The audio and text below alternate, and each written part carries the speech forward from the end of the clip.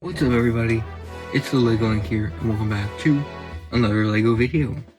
In today's review, we're taking a look at set 7256 JEDI STARFIGHTER and Vulture Droid from Lego Star Wars. This set released in 2005 and is based off of Revenge of the Sith.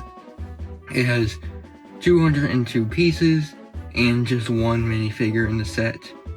And yeah, this is one of the first ever JEDI Starfighter sets based off the JEDI Interceptor models, and I think this was the first ever version of Anakin Starfighter, or Anakin's JEDI Interceptor. You get the two mixed up. So yeah, there's been many since then, but this was definitely the first one. And used it's about $38, and new it's about $164, because all these Revenge of the Sith sets are pretty expensive. And yeah, since it's the 20th anniversary of Revenge of the Sith, and also the set, I thought we'd take a look at it now. And yeah, it only cost $20 back in the day too, and now you have those $45 Star Wars Lego Jedi Interceptors. But yeah, this set does include a Vulture Droid and Anakin Starfighter, which we'll talk more later. Of course, you have the alternate build on the back, like most of these sets did until like 2006 and 2008 era, where they stopped kind of showing that. And then we have some other sets released in 2005/2004 on the back of the box. So the instruction manual, of course, has the same box art as the the box. And it's pretty simple. We have like a space background with some fire at the bottom. And at the back, we of course have promotion for other sets and for the Star Wars video game, which I guess this year will be its 20th anniversary as well. There also is this little Lego magazine packet thing. Just thought I'd mention it just so you would know what's inside when you open it up. So the set includes Anakin Skywalker and his Revenge of the Sith outfit. This is a pretty expensive Anakin figure, probably one of the more expensive ones out there. And yeah, it's a pretty cool figure. No leg printing, but some nice torso printing with his darker Jedi robes in the more reddish color on the inside, a little belt as well, and he also has one flesh hand and one black hand to represent his robotic hand. Comes with a blue lightsaber with chrome hilt, probably some of the last chrome hilted lightsabers we'd see. His face is pretty good with some nice printing, including a more stern looking expression, his scars that he got during the Clone Wars, and then the headset he wears when flying. And then his hair is a commonly used piece, and it was used on Revenge of the Sith Anakin when they first appeared. And it has this nice, like, kind of lighter brown color that you don't see often, and I think it looks pretty cool. But yeah, this is a pretty nice Anakin figure. So of course the set includes the Vulture Droid, akin to its name, and it's a pretty small model from what I was expecting. Also, just a side note, I don't have sand blue piece for this, so that's why it might look a bit off color. I had to substitute with this dark blue piece. But yeah, at the middle we have a little round area here with some printing, and we have, of course, the droid head. I mean, these are prints, these are stickers. We have the droid head here, another sticker with the eyes, and on the back here we have the Separatist logo. And then this droid head is attached by a Technic connection, and you can pull it out pretty easily. You can see how it's connected, and you can actually place it up here to have like the droid head when it like moves up or whatever, and that'll be a bit more looking better as we move on, or as we show some other features of this. And then there's some red thrusters at the back, and then of course on the side we have the two wings, or I don't know, the things it stands on.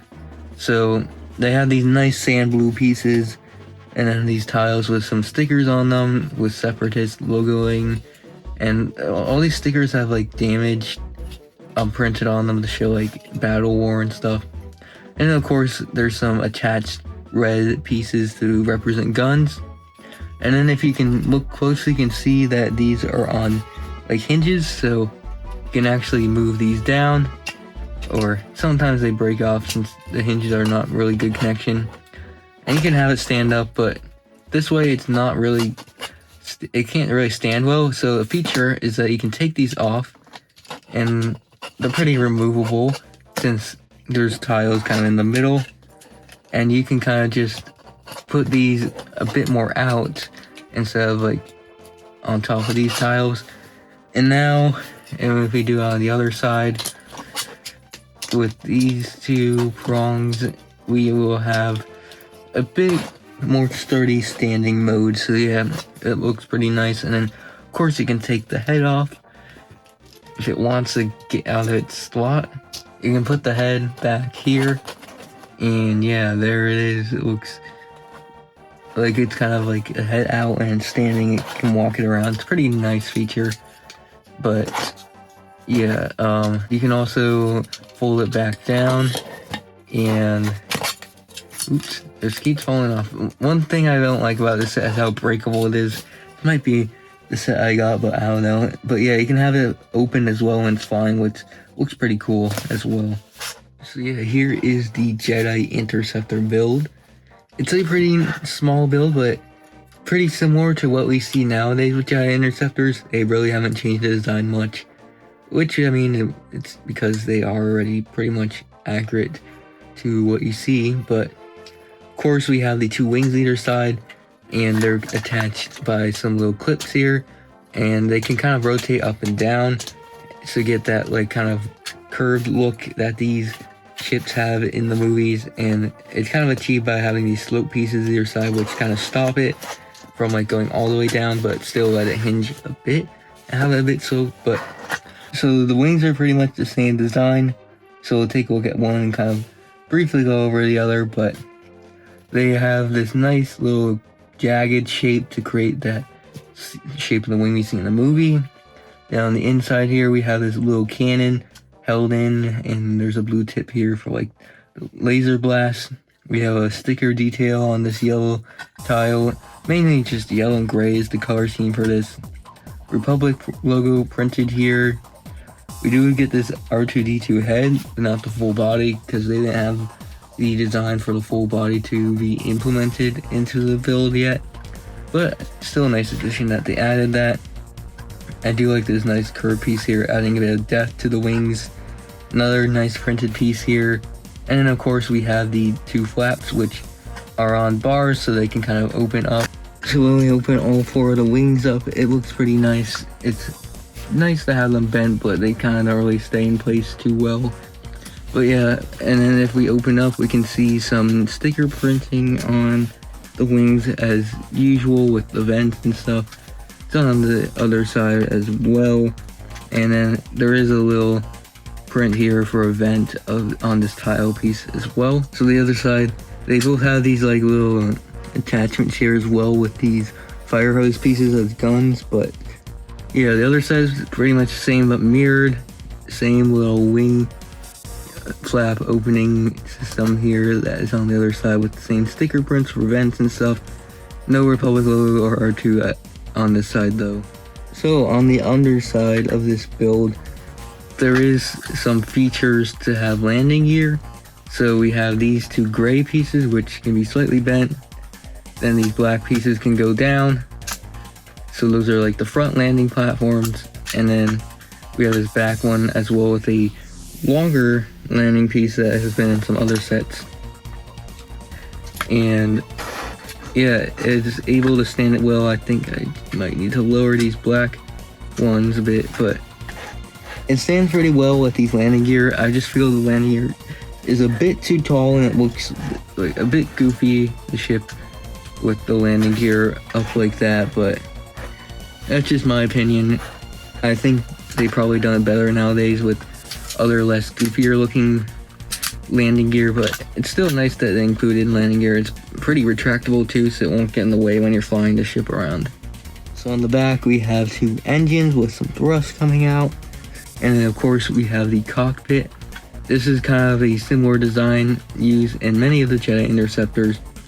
So we have a little hinge at the back which is connected to this big cockpit piece, and you can just lift it down to have access to the interior.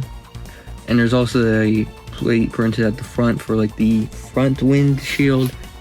And then we do have some prints on either side for control panels, which look pretty cool. And we also have some tan here that is representing more of the control area with this little lever here, I guess for like steering or moving forward and back. And then we do have the seat here, a brown seat, and you can fit Anakin pretty easily inside. So yeah, he fits pretty easily inside the area there, and yeah, it looks pretty good with him in there. So this set is pretty cool. I do like the designs for the ships and stuff, and they kind of led to future versions of these. The Anakin figure is pretty nice as well. My things kept breaking. I cut it out of the video, but they even broke multiple times during this video, which is highly annoying. I don't know if it's just the set I got with the pieces don't clutch as well, or if it's just them not having enough power or enough connections between pieces in the set, but that just kind of takes away from the set sometimes. But I think I'll give this a 7 out of 10.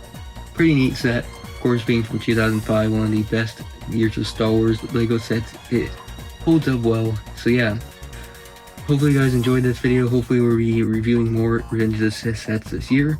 But yeah, hopefully you guys enjoyed this video, and we'll see you guys in the next one. Bye!